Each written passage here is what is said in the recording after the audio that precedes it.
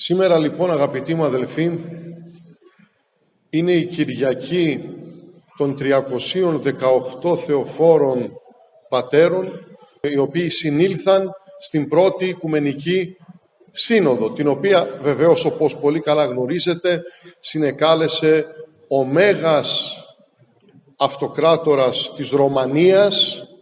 Όταν λέμε Ρωμανία εννοούμε αυτό που κακώς λέγεται Βυζάντιο. Ρωμανίας, Ρωμαϊκής Αυτοκρατορίας, ο πρώτος χριστιανός Ρωμαίος Αυτοκράτορας, Μέγας Κωνσταντίνος. Άρα πρόκειται για θέμα πίστεως. Η Κυριακή αυτή έχει στο επίκεντρο την Οικουμενική Σύνοδο, την Ορθοδοξία και οπωσδήποτε το περιεχόμενό της έχει να κάνει με περιεχόμενο πίστεως. Και όπως προσωπικά κάνω κάθε Κυριακή το τελευταίο χρονικό διάστημα, κάθε Κυριακή η οποία έχει να κάνει με Οικουμενική Σύνοδο και θέμα πίστεως, έτσι και σήμερα θα ασχοληθούμε με την εργασία μου εκείνη, την ομιλία, η οποία φέρει τον τίτλο «Η παραδοσιακή του νέου και η διακοπή μνημοσύνου», το τελευταίο μέρος αυτής. Δηλαδή σήμερα θα ολοκληρώσουμε την εργασία αυτή, την οποία τμηματικά έχω, εκτός από την Κυριακή της Ορθοδοξίας του 2017, την οποία εξεφώνησα, ας πούμε ολόκληρη, και λέω ας πούμε γιατί υπήρξαν πολλά συμπληρωματικά στοιχεία, τα οποία ετέθησαν στην αγάπη σας σε επιμέρους ομιλίες, σε Κυριακές που έχουν να κάνουν με Οικουμενικές Συνόδους και θέμα πίστεως. Και λέω θέμα πίστεως γιατί, όπως ξέρετε καλά, ο Οικουμενισμός είναι θέμα πίστεως, είναι η σοβαρότερη αίρεση της εποχής μας.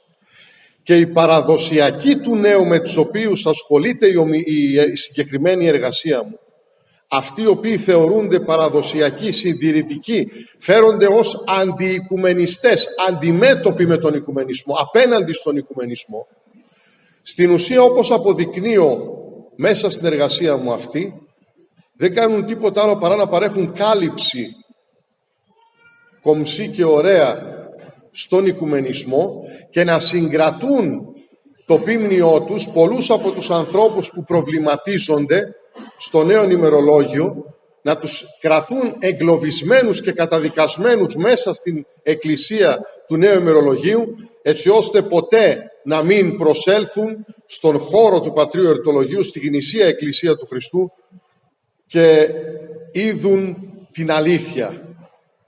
Αυτό λοιπόν, αγαπητοί μου αδελφοί, το οποίο θεωρώ εγώ, και μπαίνω αμέσως στο προκείμενο για να μην σας κουράζω, παραδοσιακή του νέου, έτσι, πολύ παραδοσιακή, σας έχω αναφέρει κατά καιρούς, ακόμα και πατέρες και αγιορείτες, μεγάλοι γεροντάδες, όπως ο Φιλόθεος Ζερβάκος, που τον αναφέραμε, όπως ο Παπαγιώργης ο Μεταλλινός, όπως ο πατήρ Θεόδωρος Ζήσης, όπως πολλοί ακόμα, ο γέροντας Εφραίμ της Αριζώνας, ο πατήρ Παΐσιος, τόσοι και τόσοι, ο πατήρ Σαράντης Σαράντος, πατήρ Αθανάσιος Μυτιληναίος, όλοι αυτοί θεωρούνται παραδοσιακοί.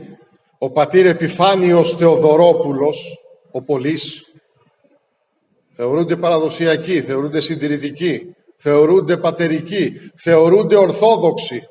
Θεωρούνται, είναι. Γιατί? Διότι αυτό που καταφέρνουν, αγαπητοί μου, με το λόγο τους, με τη διδασκαλία τους, ποιο είναι τελικά? Λέει ο Απόστολος Παύλος σήμερα, το ακούσαμε από τον ψάλτη να το λέει στην Αποστολική Περικοπή, θα υπάρξουν, λέει, λύκοι βαρύς, προβατόσχημοι, οι οποίοι θα εμφανιστούν μέσα από το πίμνιο.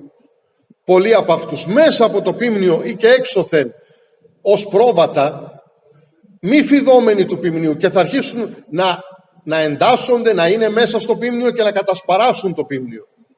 Και θα φαίνονται ως δικοί μας, ως μέλη της Εκκλησίας δηλαδή, ως πρόβατα, προβατόσχημοι λέει, ως δίθεν ορθόδοξοι, παραδοσιακοί, και να κατασπαράσουν το πίμνιο.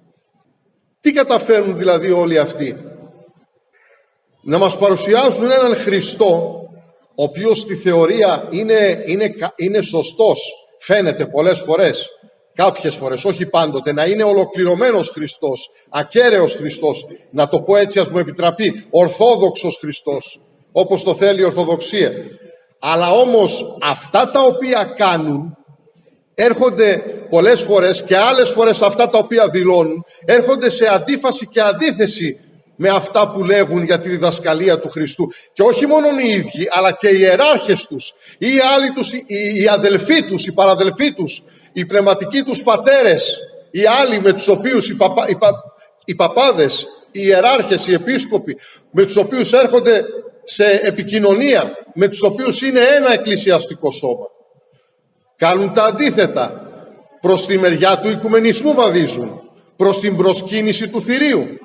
Αυτό λοιπόν που καταφέρνουν τελικά αυτοί οι δίθεν παραδοσιακοί του νέου, όλοι αυτοί που σας ανέφερα, ο Σεραφείμ Πειραιός, δεν ξέρω ποιος άλλος ιεράρχης τώρα θεωρείται παραδοσιακός, ο Ιερόθεος ο Βλάχος, ο Ναυπάκτου. Ξέρετε, ας το πω και αυτό, ίσως κάποιοι να το θεωρήσουν κουτσομπολιό, αλλά τώρα τελευταία είναι της μόδας, κυρίως μέσα στις εκκλησίες της διασποράς, στην Αμερική και αλλού, οπωσδήποτε στη Γερμανία κλπ, να βάζουν οι ιεράρχες με το νέο ημερολόγιο, έτσι, να βάζουν μέσα στην εκκλησία, εκεί μπροστά από το τέμπλο, διάφορες ορχήστρες, μουσικούς, τραγουδιστές, να τραγουδούν τραγούδια όχι πάντοτε ρωμαίικα, δημοτικά, βυζαντινά, εκκλησιαστικά, τα οποία δηλαδή να αρμόζουν στον χώρο τον εκκλησιαστικό. Όχι τραγούδια της Ρωμιοσύνης, εκκλησιαστικά τραγούδια, εκκλησιαστική μουσική, αλλά οτιδήποτε άλλο. Να μας βάλουν στο τέλος και ξένη μουσική μέσα στην εκκλησία.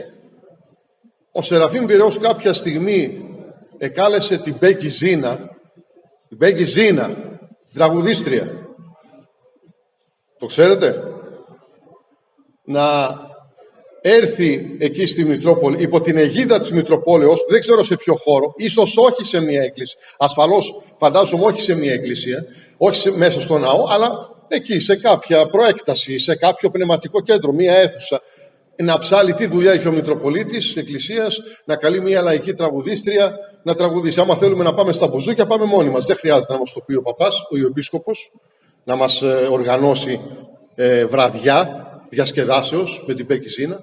Λοιπόν, παραδοσιακός ο Σεραφείμ Πειραιός.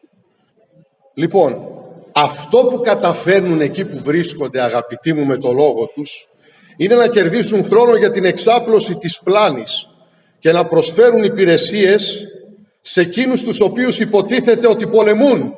Προσφέρουν υπηρεσίες οι παραδοσιακοί του νέου στους οικουμενιστάς, στους ιεράρχες τους. Κατέχουν ακριβώς τη θέση που πρέπει, προκειμένου να καλύπτουν το κενό που υπάρχει στον χώρο της επισήμου εκκλησίας του νέου ημερολογίου, η οποία εκκλησία του νέου ημερολογίου έχει ένα κενό αληθινών ομολογητών της Ορθοδοξίας. Δεν υπάρχουν αληθινοί ομολογητές της Ορθοδοξίας στο νέο ημερολόγιο. Πρέπει να το χωνέψουμε αυτό επιτέλους. Δεν υπάρχουν τέτοιοι. Φορούν κάποιο προσωπείο, ναι. Να μου υποδείξετε κάποιους που υποδίονται ρόλους, ναι. Να μου υποδείξετε κάποιους οι οποίοι θεατρινίζουν, ναι.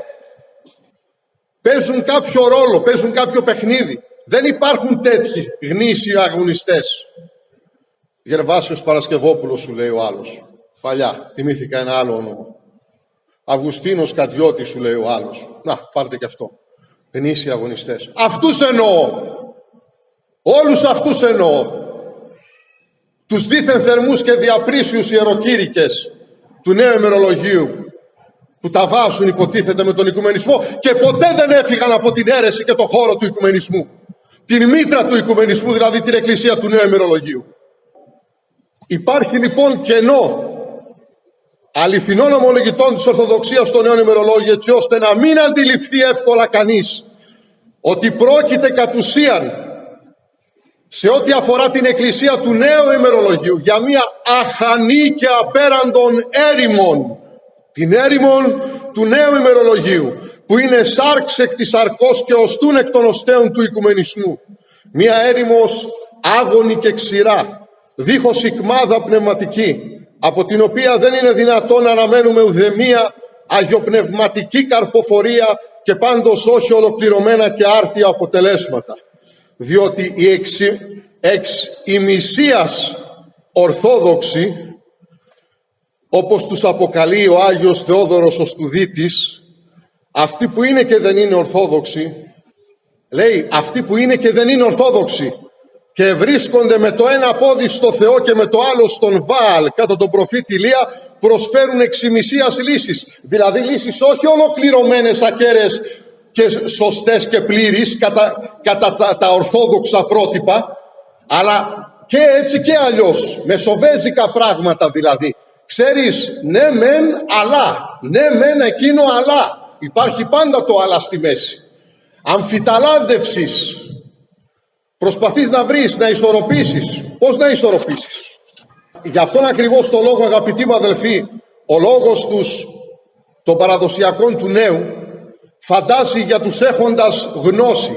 Ο λόγος των παραδοσιακών του νέου, ασθενικός και αδύναμος ως επιτοπλίστων, νηπιώδης άλλοτε, από προσανατολιστικός ενίοτε, από προσανατολίζει, και αυτό αναιρούμενος, αναιρεί αυτόν σχεδόν πάντοτε, διότι λέγουν πολύ καλώς, σας το είπα, λέγουν πολύ καλώς, τα ξέρουν πολύ καλά τα θέματα της Ορθοδοξίας, γνωρίζουν ακόμα καλύτερα, αλλά δεν πράττουν. Αυτό έχει ως αποτέλεσμα να μην έχει ο λόγος των παραδοσιακών του νέου την επίδραση και την δραστικότητα που θα έπρεπε να έχει ένας πατερικός παραδοσιακός λόγος, και να μην μπορεί να νικήσει και να μεταβάλει, να μην μπορεί να μεταμορφώσει την εκοσμίκευση και την αδιαφορία του ποιμνίου τους. Γι' αυτό φέρονται τόσο αδιάφορα και τόσο χλιαρά οι νομερολογίτες πιστοί, και γι' αυτό υπεύθυνοι είναι κυρίως οι ιεράρχες και οι παπάδες τους. Κατά κύριο λόγο, που δεν τους κατηχούν όπως και όσο θα έπρεπε στα της Ορθοδοξίας, στα του Ευαγγελίου, στα του Ιησού Χριστού. Διότι δεν έχει βαθιές ρίζες ο λόγος τους, ρίζες που να ποτίζονται από το είδωρ, το νερό της αγνής και άδολης πίστεως. Πού είναι η αγνή και άδολη πίστη των ανθρώπων αυτών? Ποιος μπορεί να ισχυριστεί έτσι αφελώς ότι έχουν αγνή και άδολη πίστη αυτοί οι άνθρωποι που είναι μέσα στα συμφέροντα, οι ιεράρχες τους, οι οποίοι όλοι έχουν μετοχές στις τράπεζες, που τρώνε τα σπίτια τα δικά σας, που παίρνουν τις πρώτες κατοικίες των Ελλήνων και κάνουν αφέμαξη οι τράπεζες, δεν αφήνουν τίποτα, κανένα περιουσιακό στοιχείο, κανένα υλικό αγαθό στους Έλληνες, τους οδηγούν σε πτωχοποίηση. Και αυτοί οι άνθρωποι, οι ιεράρχες του νέου ημερολογίου, έχουν offshore εταιρείες σε ξένα κράτη, έχουν μετοχές στις τράπεζες ατελείωτες, έχουν ατελείωτα και ασύλληπτα κέρδη και πλούτη από τον καημό των πτωχών ανθρώπων, του ποιμνίου τους. Αυτοί είναι οι γνήσιοι και άδολοι πιστοί ιεράρχες και πατέρες, η οποία αγνή και άδολη πίστη αναπτύσσεται και θάλει σε αγνή και άδολη καρδιά. Πού να τη βρεις την αγνή και άδολη καρδιά? Που είναι ευθεία και ειλικρινής απέναντι στο Θεό και τους ανθρώπους. Αλλά γι' αυτό το τελευταίο, αγαπητοί μου, περισσότερον αρμόδιος να μιλήσει, ακούστε τώρα, έχει ενδιαφέρον, τα είχε προφητέψει αυτά, άνθρωπος του 1850. Είναι ένας γνήσιος ζηλωτής της Ορθοδοξίας, μία προφητική και πατερική φωνή που έζησε τον 19ο αιώνα και υπέστη διώξεις, εξορίες, φυλακίσεις, βασανισμούς και εν τέλει θάνατον μαρτυρικών από τους εχθρούς της πίστεως και της πατρίδος. Περίπου το 1850 έζησε και διώχθη από τους Εγγλέζους στα Επτάνησα. Είναι εκπληκτικό πραγματικά το πόσο πολύ ισχύουν για την εποχή μας εκείνα τα οποία γράφει από τότε. Ο Κοσμάς, ο Φλαμιάτος, που γι' αυτόν επρόκειται, που από πολλούς θεωρείται ως ο μάρτυρας της Εκκλησίας. Ο Κοσμάς ο Φλαμιάτος ήταν όπως τον Χριστόφορο Παπουλάκο, όπως τον Άγιο Κοσμά τον Ετωλό, διδάσκαλος του γένους, συνονόματος με τον Κοσμά τον Ετωλό. Ο Κοσμάς ο Φλαμιάτος λοιπόν ομιλεί για την Αγγλομασονική επιβουλή, τους Αγγλομασόνους, τους Μασόνους της Αγγλίας, όπως την ονομάζει, για τους Μασόνους που έχοντας, όπως θεωρεί, ως βιτρίνα την πολιτική της Αγγλίας, από τότε κατήφθηναν παρασκηνιακά και υποχθόνια τις εξελίξεις στην Ελλάδα και τον κόσμο γενικότερα. Η βασική θέση που διατρέχει τα κείμενά του είναι πως τα όργανα της επιβουλής χωρίζονται κατ' ουσίαν σε δύο κατηγορίες. Τα φανερά όργανα, αυτά που θα μπορούσες εύκολα να καταλάβεις το ρόλο τους, όπως είναι ο Βαρθολομαίος, φανερό όργανο της μασονικής επιβουλής, έτσι, οικουμενιστής με τα όλα του, στο λέει ξεκάθαρα. Και τα εντοκρυπτό δρόντα, τα κεκριμένα όργανα της μασονίας, της αγγλομασονικής επιβουλής, τους υποκριτάς που παριστάνουν τον Ορθόδοξο και φιλόπατρι αγωνιστή που αγαπάει την πατρίδα και την πίστη και την Ορθοδοξία, και δεν είναι εύκολο να τους αντιληφθείς. Τα αποσπάσματα, τα σπαράγματα που θα ακούσουμε αρχίζουν με αναφορά στα κρυφά όργανα της επιβουλής. Απλά διευκρινίζω για την καλύτερη κατανόηση της λέξεως ότι επιβουλή σημαίνει το σχέδιο των ενεργειών που καταστρώνεται έπειτα από μυστική και υποχθόνια σκοτεινή προετοιμασία, υπόγεια, και καταφέρεται δολίως εναντίον κάποιου, εναντίον ενός λαού για παράδειγμα, ή πολλών λαών, ή όλων των λαών. Σε αυτό το σημείο θα θέλαμε να τονίσουμε, για όσους δεν γνωρίζουν τον Κοσμάτο Φλαμιάτο, ότι θεωρείται τόσο σημαντικός, ώστε και ο Πάτερ Γεώργιος Μεταλλινός έκανε ομιλία στη Θεσσαλονίκη το 2008, μπορεί και αλλού και άλλοτε, εγώ τότε ήμουν παρόν, αυτή γνωρίζω, με θέμα το έργο και την προσωπικότητα του Κοσμάτου Φλαμιάτου, στην οποία μάλιστα ήταν παρόν και ο πατήρ Θεόδωρος Ζήσης. Σας το λέω για να ξέρετε πραγματικά ότι ο Κοσμάς ο Φλαμιάτος δεν είναι τυχαίο πρόσωπο, δεν είναι κάποιος που τον αναφέρω εγώ έτσι όπως να είναι. Έχουν ασχοληθεί έτσι και μεγάλες αυτές οι προσωπικότητες, οι θεολογικές του νέου ημερολογίου, με τον Κοσμάτο Φλαμιάτο. Ο σαν τον Άγιο Κοσμά τον Ετωλό ήταν και ο Φλαμιάτος διδάσκαλος του γένους. Λέγει λοιπόν, μεταξύ των άλλων, ο Κοσμάς ο Φλαμιάτος, ακολουθούν τα λόγια του, αυτούσια και σύντομη επεξήγηση, μετάφραση ή παράφραση ελεύθερη. Τινές εκ των τιούτων υποκρινόμενοι των Ορθόδοξων και εχθρών τάχα και των αντίπαλων κατά των όσων η πλάνη και η κοινή προδοσία υπάρχουσι, συγγράφουσι φιλολογικός και βιβλία εις υπεράσπισιν και απολογίαν της Εκκλησίας. Λέγει, σας το μεταφράζω, σας το εξηγώ, κάποιοι από τα κρυφά όργανα της επιβουλής που υποκρίνονται τον Ορθόδοξο, είναι δηλαδή μασόνοι, υπηρετούν τον οικουμενισμό και τη μασονία, αλλά υποκρίνονται το πατερικό, τον Ορθόδοξο, το παραδοσιακό, και ότι υποκρίνονται ότι εχθρεύονται και πολεμούν όσα συνιστούν προδοσία της πίστεως και της πατρίδος. Συγγράφουν δε και βιβλία και κάνουν και ομιλίες στα οποία υπερασπίζονται δήθεν την Εκκλησία. Βγαίνουν συνεχώς καινούρια συντάνια, δέστε, ιεροκήρυκες διάφοροι στον χώρο του νέου για τα θέματα της επικαιρότητας. Κατακεραυνώνουν την κυβέρνηση, κατακεραυνώνουν τα μέτρα, τα εκκλησιαστικά, τα αντιχριστιανικά, και τελικά τι γίνεται? Βλέπεις μετά από λίγο και αυτοί συνηγορούν και αυτοί υποστέλουν τη σημαία και αυτοί συμφωνούν έτσι και συμπορεύονται με τις επίσημες θέσεις της δικής τους εκκλησίας, της κυβερνήσεως και του συστήματος εν γέννη, στο οποίο και αυτοί ανήκουν. Εκ τούτου, λέει ο Κοσμάς ο Φλαμιάτος, διαθρυλούνται ως άνδρες σοφοί, μεγάλοι, επίσημοι και ζηλωτέ, και επομένως γίνονται οδηγοί και διδάσκαλοι των αληθεία Ορθοδόξων και ζηλωτών, και απαγορεύουσιν και πάβουσιν αυτής υπό άλλους απατηλούς λόγους, οποιονδήποτε έργον εκ των όσων τίνουσιν εις ασφάλειαν και οικοδομήν της Εκκλησίας.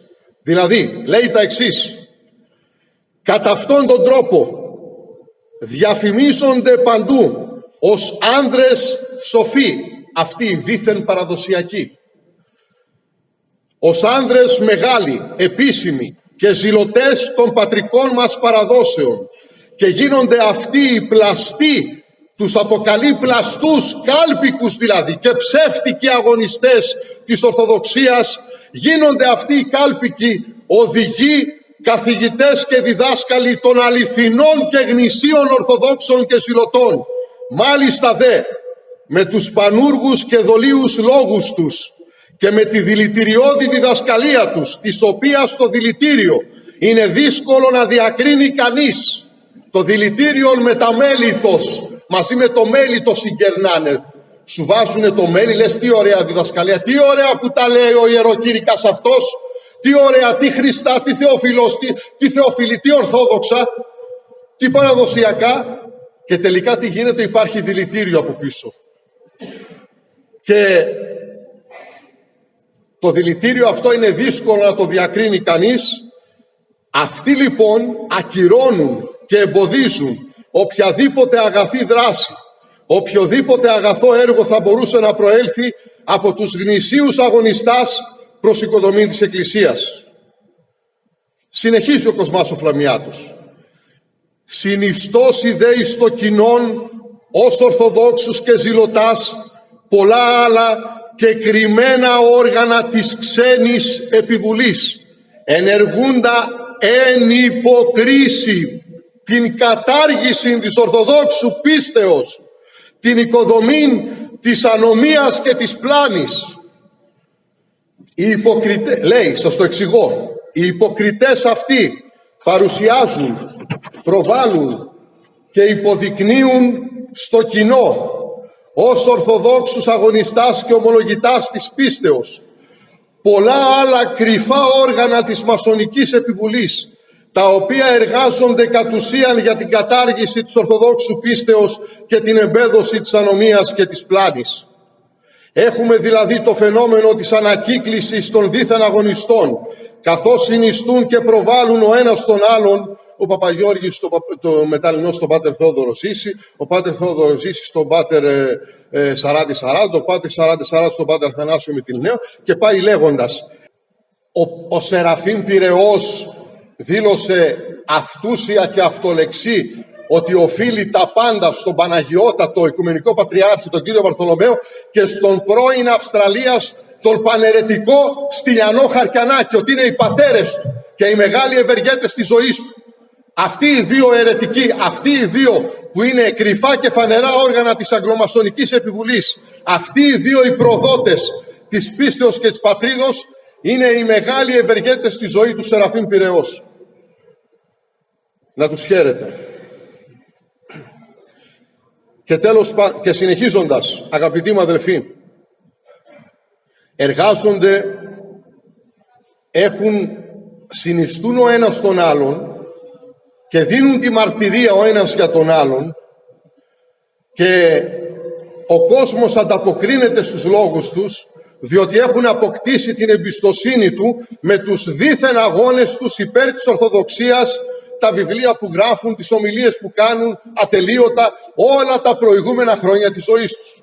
Οι τιούτοι συγχρόνως επιφέρουσι πολλάς διαβολάς και συκοφαντίας κατά των όσων ειλικρινώς και γνησίως αγωνίζονται υπέρ της Εκκλησίας και του κοινού συμφέροντος, επισκοπό ή να μη ευρίσκει ο λόγος αυτών χώραν εις τους πιστούς. Δηλαδή λέει τα εξής: οι ίδιοι υποκριτές διαβάλουν και συκοφαντούν εκείνους που ειλικρινώς και γνησίως αγωνίζονται υπέρ της Εκκλησίας και της πατρίδος, με σκοπό να μην επιδρά στους πιστούς ο λόγος των αληθινών αγωνιστών, διότι οι πιστοί θα έχουν επηρεαστεί από τις διαβολές και τις συκοφαντίες των υποκριτών και την απαξίωση των ανθρώπων του Θεού από εκείνους που έχουν στη διάθεσή τους τα μέσα όλα τα μέσα με τα οποία χειραγωγούν την κοινή γνώμη και την οδηγούν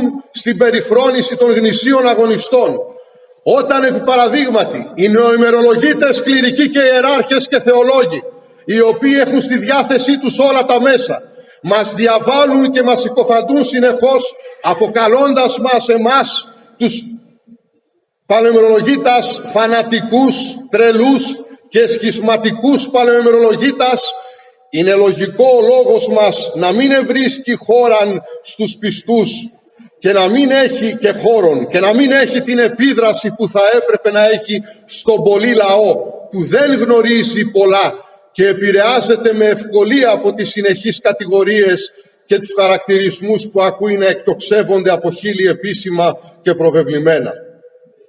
Ενίοτε δε στυλιτεύουσι μικρά τεινά έργα και ασήμαντα της επιβουλής, επισκοπόη να συσκιάζωση και αποκρύπτωση τα μεγάλα. Κάποιες φορές επικρίνουν με δρυμύτητα ορισμένα μικρά και ασήμαντα έργα της επιβουλής, δηλαδή ασχολούνται με το τίποτα, ας πούμε, μπορεί να ασχολούνται με κάτι με μηδαμινά πράγματα, οι παραδοσιακοί αυτοί δήθεν, με τρίχες, ας το πω έτσι, συγχωρέστε με για την έκφραση, γιατί και το μεγαλοποιούν το όλο θέμα, έτσι ώστε να αποπροσανατολίσουν και με σκοπό να προκαλέσουν σύγχυση και να αποκρύπτουν τα πιο μεγάλα και σοβαρά ζητήματα. Αυτό το κάνουν και στις ειδήσεις. Πολλές φορές σας φέρνουν στη μέση ένα νέο, μια είδηση, ασχολούνται με αυτήν, την μεγαλοποιούν, σχολιάζουν, κάνουν, ράνουν, τρώνε χρόνο κτλ. Προκειμένου να αποκρύψουν κάτι άλλο πολύ πιο μεγάλο και σοβαρό και σημαντικό. Ένα ελάχιστον μέρος εκ του εαυτής προσιλητισμού, η επιβουλή κοινή και γίνεται φανερόν.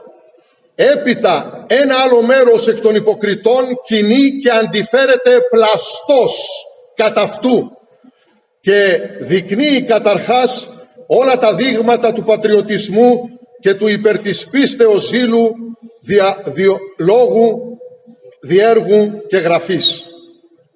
Δηλαδή, καταθέτοντας ένα υποθετικό παράδειγμα, για να καταλάβουμε λίγο καλύτερα το τι λέγει εδώ ο Κοσμάς ο Φλαμιάτος, είναι σαν να έχουμε τους φανερούς οικουμενιστάς που εργάζονται φανερά για τους σκοπούς της συγκριτιστικής μασονίας, τους φανερούς μασόνους, όπως τον Αθηναγόρα, τον μεγάλο και πολύ Αθηναγόρα, μασόνο και οικουμενιστή ως εκεί που δεν παίρνει, φανερότατος. Και το λένε, το ομολογούν οι ίδιοι στη μασονία, οι ίδιες οι μασονικές στοές, ότι ήταν μπέλος και εγκαυχόνται γι' αυτό και υπερηφανεύονται και έχουν καύχηση γι' αυτό. Ότι ο Αθηναγόρας ήταν δικός τους άνθρωπος. Λες και δεν μπορούμε να το καταλάβουμε. Και από την άλλη κινούν τους δήθεν παραδοσιακούς αντιοικουμενιστάς, κάποιους έστω από αυτούς, να αντιφέρονται πλαστός, δηλαδή κατά ψεύτικων τρόπων, κατά των πρώτων, κατά του Αθηναγόρα, κατά του Παρθολομαίου κλπ. Να λένε ότι είναι μασόνος αυτός, μασόνος εκείνος, ενώ μπορεί και οι ίδιοι να είναι μασόνοι. Να αντιτάσσονται και να εναντιώνονται σκηνοθετημένα,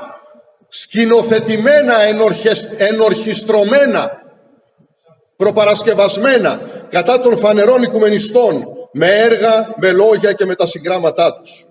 Τούτους υποκρίνεται η αρχή ότι αποστρέφεται και καταδιώκει, ώστε ενίοτε αποστέλει την άσεξ αυτών εις πλαστάς εξορίας. Αυτούς τους κάλπικους αγωνιστάς, η αρχή, δηλαδή η μασονία, υποκρίνεται ότι τους αποστρέφεται και τους καταδιώκει με πλαστές εξορίες, πλαστές διώξεις, πλαστές καθαιρέσεις και ούτω καθεξής. Για παράδειγμα μου έρχεται στο μυαλό τώρα ο Μακάριος, ο εθνάρχης της Κύπρου, τον οποίον εξόρισαν για ένα διάστημα σε Σεϊχέλες εκεί εγκλέσει, μετά τον κάλεσαν πίσω κτλ. Πλαστές εξορίες, σκηνοθετημένες διώξεις και ούτω καθεξής. Η αγγλομασονία, αγγλομασονική επιβουλή δείχνει ότι αποστρέφεται αυτούς. Μπορεί να είναι δικά τους όργανα, αλλά δείχνει επίτηδες ότι τους αποστρέφεται για να δείξετε εσείς εμπιστοσύνη σε αυτούς, να αποκτήσουν την δική σας την εμπιστοσύνη του λαού. Γιατί να πούνε αυτός είναι πονεμένος, αυτός είναι διωκόμενος, αυτός είναι ταλαιπωρούμενος, θλιβόμενος από τις αρχές, από το σύστημα. Συμβαίνει, δυστυχώς συμβαίνει σε πολλές περιπτώσεις δίθεν αγωνιστών. Θυμηθείτε, αγαπητοί μου, τις λίστες, τους καταλόγους με τους μασόνους, επισκόπους, κληρικούς, πολιτικούς, δημοσιογράφους και άλλους που δημοσιοποιεί κατά καιρούς η μασονία, αφήνοντας όμως απ' έξω όλα τα κρυφά όργανά της, τους δίθεν αγωνιστάς, για να πιστεί το κοινό ότι όντως αυτοί δεν είναι μασόνοι. Προβαίνει σε αποκαλύψεις και δημοσιοποιήσεις η μασονία εκεί που δεν σημειώνεται από αυτές, αλλά αντιθέτως με τις αποκαλύψεις οικοδομείται και προάγεται το έργο της μασονίας, το έργο της ανομίας και της πλάνης. Και έτσι ο λαός νομίζει, όπως λέγει ο Φλαμιάτος, ότι έχει κηδεμόνας της Εκκλησίας και υπερασπιστάς της Ορθοδόξου πίστεως δι' ειλικρινούς ζήλου, ότι είναι ειλικρινής ο ζήλος των δίθεν αγωνιστών, ότι είναι όντως υπέρμαχοι και υπερασπιστές της Ορθοδόξου πίστεως και της πατρίδος, όπως και πολλοί πολιτικοί που έχουν το προφίλ του πατριώτη, του πύρινου και φλογερού πατριώτη. Δεν χρειάζεται να σας πω, ξέρετε ποιοι είναι αυτοί. Γιατί για τους άλλους, τι να πει κανείς, δείχνουν φανερά ποιοι είναι. Το θέμα είναι αυτοί που στα κρυφά κάνουν ό,τι κάνουν, αυτούς να γνωρίσουμε. Αλλά εν τέλει, πολλοί από αυτούς τους υποκριτάς, τους δίθεν αγωνιστάς της Ορθοδοξίας, προκαλούν πολλά σκάνδαλα στο λαό, διότι αναιρούν και ανατρέπουν εν έργο και λόγο όσα εσύστησαν καταρχάς ως θεία και αληθή.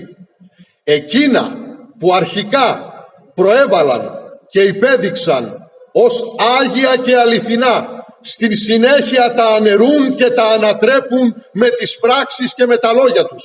Γι' αυτό σας λέω ότι αυτές οι αυτοαναιρέσεις και οι αντιφάσεις γίνονται, συμβαίνουν σε αυτούς τους δίθεν αγωνιστάς, αλλά δεν είναι καθόλου τυχαίες.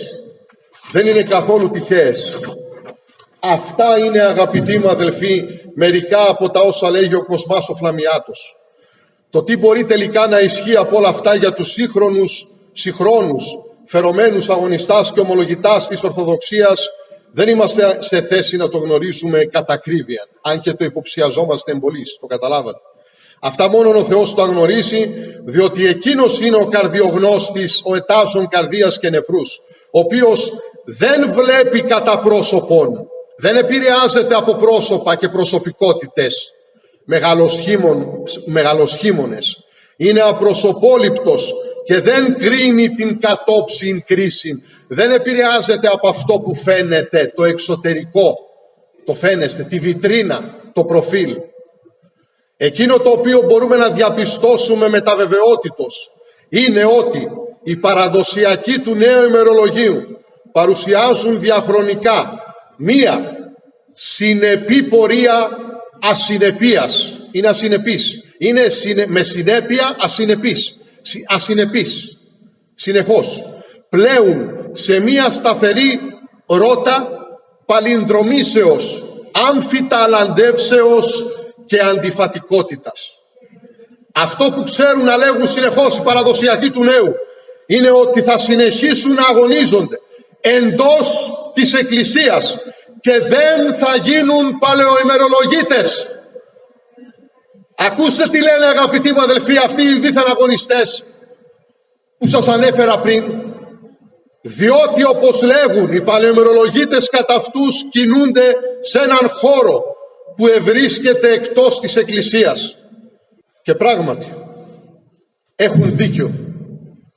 Είμαστε εκτός της Εκκλησίας, εκτός της δικής τους Εκκλησίας, και είμαστε υπερήφανοι, καυχόμεθα η Κυρίω δια τούτο, διότι έχουμε υπόψη μας τον Άγιον Ιωάννη τον Χρυσόστομο, που βεβαιώνει ότι είναι μακάριος ο αφοριστής συναγωγής φωνηρευομένων, μακάριος εκείνος που αφορίζει, που διαχωρίζει την θέση του δηλαδή αποτυχίζει τον εαυτόν του από συναγωγή πονηρευομένων, όπως είναι η συναγωγή του Νέου ημερολογίου.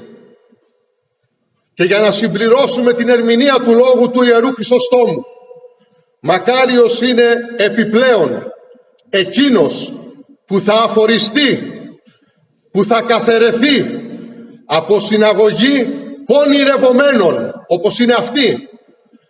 Διότι για να τον αφορήσουν οι πονηρευόμενοι, αυτό μπορεί να σημαίνει ενδεχομένως ότι έχει όλα εκείνα τα στοιχεία που τον διαφοροποιούν από αυτούς τους πονηρευομένους νεομερολογίτας, και όχι μόνον, και ότι ενεργεί αντίθετα προς τα πονηρά σχέδιά τους. Εάν οι νεομερολογίτες μας θεωρούν σχισματικούς, καθηρημένους ή οτιδήποτε άλλο, αυτό είναι προς τιμή μας. Διότι όπως λέγει και ο Κύριος, μακάρι εστέ όταν ονειδήσωσιν ημάς και διώξωση και ύποση παν πονηρών ρήμα καθημών ψευδόμενοι ένε και νεμούν. Όταν λένε ψέματα με όλα αυτά που σας κάνουν, εξαιτίας μου, εξαιτίας του ονόματος του Ιησού Χριστού, παθαίνετε ό,τι παθαίνετε για χάρη του προσώπου του Κυρίου. Είμαστε μακάριοι όταν μας ονειδίζουν και μας διώκουν χάριν του Χριστού, και το να μας αποκαλούν σχισματικούς είναι και αυτό ένας ονειδισμός, ένα ψεύδος, είναι ψέμα και μία δίωξη, τα οποία υφιστάμεθα χάριν του Χριστού και της Εκκλησίας Του. Παραμένοντας πιστά τέκνα της Εκκλησίας, υφιστάμεθα τις συνέπειες, διότι οι θέλοντες ευσεβώς ζην εν Χριστώ Ιησού διοχθήσονται. Αυτοί οι οποίοι θέλουν να ζήσουν ευσεβώς, με ευσέβεια, με ορθοδοξία, με αλήθεια και πάντοτε μέσα στο πρόσωπο, στα πλαίσια του προσώπου του Ιησού Χριστού, αυτοί θα διωχθούν. Τελειώνοντας, αγαπητοί μου αδελφοί, θα θέλαμε να αναφερθούμε στους οραματισμούς ορισμένων εκ των γνησίων Ορθοδόξων, σύμφωνα με τους οποίους θα το ονόμαζα αυτό την αναλαμπή, υποτίθεται την αναλαμπή της Εκκλησίας του Παλαιού. Την αναλαμπή του Παλαιού. Δηλαδή, δεν ξέρω, δεν είναι σωστή η φράση, αλλά ο οραματισμός αυτός που θα ακούσετε είναι ένας ευσεβής πόθος. Όπως ευσεβής πόθος είναι η ένωση, η ενότητα όλων των παρατάξεων του Παλαιού ημερολογίου. Ευσεβής πόθος μεν, όπως ευσεβής πόθος είναι να πάρουμε την πόλη και να ανασυστήσουμε την αυτοκρατορία μας. Ευσεβής πόθος μεν, αλλά καθόλου υπαρκτός, πραγματικός και εφικτός. Και η ενότητα μεταξύ των παλαιομερολογητών δεν είναι εφικτός ευσεβής πόθος, ούτε και αυτό που θα ακούσετε. Διότι, προσέξτε να δείτε, λένε, πιστεύουν κάποιοι εκ των γνησίων Ορθοδόξων, ίσως και όχι μόνον, και νεομερολογητών, ότι κάποια στιγμή η Εκκλησία του Νέου Ημερολογίου θα γυρίσει με το Πάτριο. Θα γυρίσουν, λέει, με το Πάτριο Ορτολόγιο και θα ενωθούν μαζί μας. Αυτούς τους πιστούς μας που ονειρεύονται την επιστροφή εν καιρό ευθέτω της κρατούσης Εκκλησίας στο Πάτριο Εορτολόγιο, τους παραπέμπουμε στην ημερίδα διαμαρτυρίας που διοργανώθηκε υπό της Μητροπόλεως Πειραιώς του Νέου Ημερολογίου τον Μάρτιο του 2016 στο στάδιο Ειρήνης και Φιλίας Φαλήρου κατά της επικειμένης τότε Συνόδου της Κρήτης του Κολυμπαρίου. Για να μην τρέφουμε αυταπάτες για τις διαθέσεις των παραδοσιακών του νέου, όσον αφορά την επαναφορά του Πατρίου Ορτολογίου και την διατήρηση του Πασχαλίου των πατέρων της Εκκλησίας. Εδώ ετοιμάζονται να καταργήσουν και το Πασχάλιο, να εορτάσουν από κοινού, να καθιερώσουν εδραίος και σταθερός κοινό εορτασμό μετά των παπικών και των λοιπών αιρετικών. Για ποιο Πασχάλιο να μιλήσουμε? Σας μεταφέρουμε εκείνο το οποίο μαρτύρησε ο πατήρ Θεόδωρος Ζήσης, ο οποίος μετέσχε στην ημερίδα και δήλωσε ότι θέλησε να καταπιαστεί με το θέμα του εορτολογίου και του Πασχαλίου. Αυτό ήταν το θέμα της ομιλίας του. Διότι άλλοι σύνεδροι αρνήθηκαν απρόθυμα να ασχοληθούν με το ζήτημα, αν και γνώριζαν πολύ καλά ότι διακυβεύεται ακόμη και ο εορτασμός του Πάσχα, τον οποίο ο κύριος Βαρθολομαίος και περί αυτού θέλουν να εορτάσουν με τους παπικούς και γιατί όχι και με τους Εβραίους. Κανείς λοιπόν στην ημερίδα δεν ήθελε να έχει ως θέμα της εισηγήσεώς του το εορτολόγιον και το Πασχάλιον.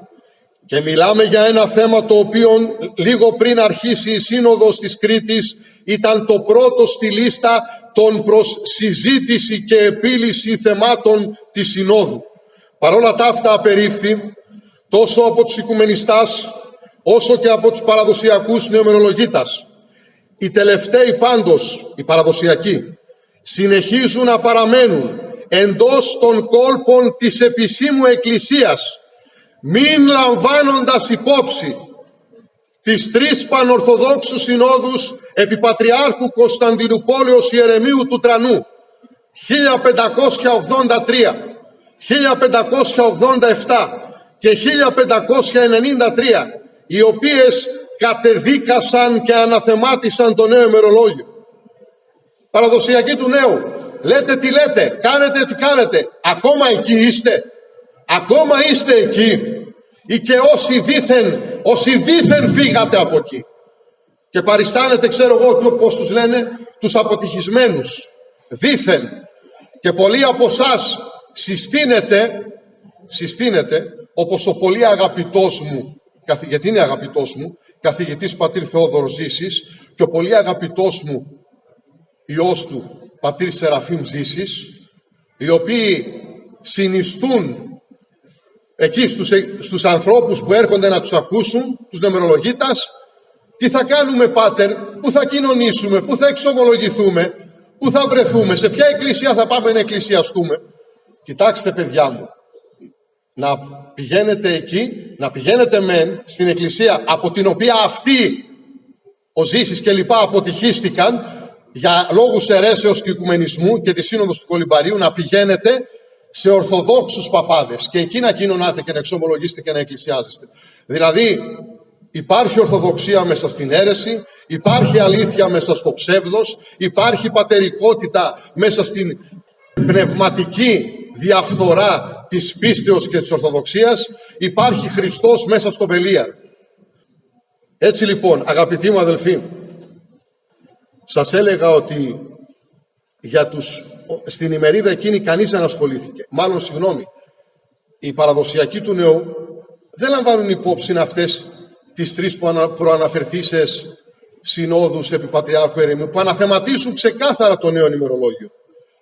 Ακόμη δε και όταν μνημονεύουν τις συνόδους αυτές του Πατριάρχου Ιερεμίου Τρανού, οι παραδοσιακοί του νέου, δεν φαίνεται να τους ανησυχούν οι αναθεματισμοί και η κατηγορηματική και αυστηρή καταδίκη του νέου μηνολογίου, όπως το ονομάζουν οι ιερές αυτές σύνοδοι. Δεν γνωρίζω αν σε κάτι ωφέλησε η παρούσα μου ομιλία. Εννοώ συνολικά εδώ, γράφοντας την ομιλία αυτή και όλα αυτά που δεν ακούσατε, προηγήθηκαν. Στόχος της, βέβαια την προηγούμενη φορά ήμουν σε εσάς, το προηγούμενο μέρος σε εσάς πάλι εδώ εξεφωνήθη. Στόχος της ήταν να θέσει ερωτήματα και προβληματισμούς κυρίως σε εκείνους που τρέφουν χρηστές ελπίδες ότι μπορούν να περιμένουν και να οραματίζονται την πραγμάτωση και επίτευξη σπουδαίων και μεγάλων κατορθωμάτων υπέρ της πίστεως και της πατρίδος από τους αντιοικουμενιστάς του νέου ημερολογίου, τους παραδοσιακούς του νέου ημερολογίου.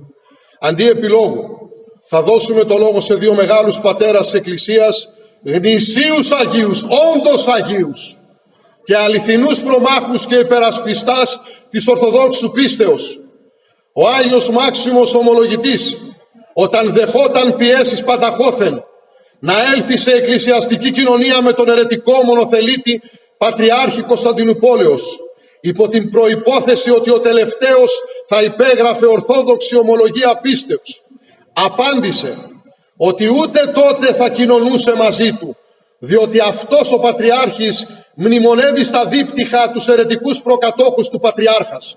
Δια τούτο ο Άγιος Μάξιμος αποκρίθηκε σε εκείνους που τον επίεζαν τα εξής: ακόμα κι αν εσείς γίνετε ορθόδοξοι, δεν κοινωνώ μαζί σας επειδή έχετε κοινωνία με τους ακοινωνήτους. Άρα στην ουσία φαίνεστε, αλλά δεν είστε Ορθόδοξοι. Αυτό τους είπε. Και ήταν μόνος του, αγαπητοί μου αδελφοί, όταν και τα 5 πατριαρχία υπέγραψαν την αίρεση του μονοθελετισμού, όταν όλος ο κόσμος ήταν στο πλευρό της αιρέσεως, μόνος του Άγιος Μάξιμος Ομολογητής υπερασπίστηκε την Ορθοδοξία και δεν περίμενε να έχει ατελείωτες σειρές από ιεράρχες, από επισκόπους, από παπάδες, από ιερείς, από θεολόγους, από ρωσοφόρους να τον ακολουθούν για να κάνει δήθεν την επανάστασή του με αυτόν τον τρόπο, όπως αξιώνουν και απαιτούν και ζητούν πολλοί από τους παραδοσιακούς του νέου ημερολογίου. Επομένως, έστω κι αν κάποιοι σας ορκίζονται ότι είναι Ορθόδοξοι, έστω κι αν υπογράφουν με το αίμα τους Ορθόδοξη ομολογία πίστεως, εφόσον κοινωνούν και μνημονεύουν αιρετικούς πατριάρχες και επισκόπους και συναγελάζονται με τους προδότες του Χριστού, όποια δικαιολογία κι αν προβάλλουν, μην τους πιστεύετε, μην δώσετε την καρδιά σας σε αυτούς. Υποκρίνονται ότι είναι πρόβατα, αλλά κατά βάθος είναι λύκοι που έρχονται, λύκοι προβατόσχημοι που έρχονται ή να θύσουν και απολέσουν και καταστρέψουν. Ο Άγιος Μάρκος ο Ευγενικός το λέγει ρητός και κατηγορηματικός, με τρόπο σύντομο και σαφή που δεν επιδέχεται καμία απολύτως αμφισβήτηση. Εάν κάποιοι προσποιούνται ότι ομολογούν την ορθή πίστη, έχουν όμως εκκλησιαστική κοινωνία με τους ετερόφρονας, δηλαδή τους αιρετικούς, αυτοί, εάν μετά από παραγγελία, από παρένεση, δεν απομακρυνθούν από την κοινωνία με τους αιρετικούς, όχι μόνο να είναι ακοινώνητοι από εμάς, αλλά ούτε καν αδελφούς να μην τους ονομάζουμε. Όλοι οι διδάσκαλοι της Εκκλησίας, όλες οι σύνοδοι, όλες οι θείες γραφές μας προτρέπουν να φεύγουμε μακριά από τους αιρετικούς και να χωριζόμαστε από την εκκλησιαστική κοινωνία με αυτούς, έτσι ώστε να είναι πάντοτε με θυμόν μαζί μας εις τους αιώνας των αιώνων ο Πατήρ, ο Υιός και το Άγιον Πνεύμα, ο Πανάγιος Τριαδικός Θεός, ό πρέπει πάσα δόξα, τιμή και προσκύνησης εις τους ατελευτήτους αιώνας των αιώνων. Αμήν.